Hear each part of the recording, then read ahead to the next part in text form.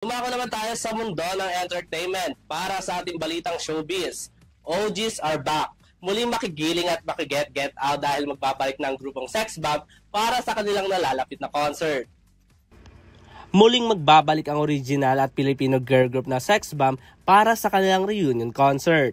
Sa Instagram Reels ng dancer at aktres na si Rochelle Pangilinan, ibinahagi nito ang teaser na muling pagbabalik ng grupo sa big stage.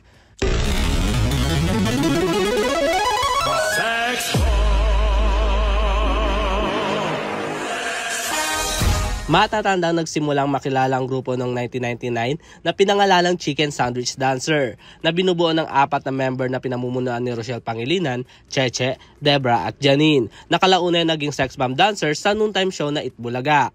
Ilan sa kanilang mga pinasikat na kanta ay ang mga kantang Spaghetti, Halukay Ube, Bakit Papa at marami pang iba. Samantala, magaganap naman ang reunion concert ng Sex Bomb sa darating na December 4 sa Araneta Coliseum. Sa ngayon, wala pa silang inilalabas na halaga kung magkano ang magiging ticket ng kanilang concert.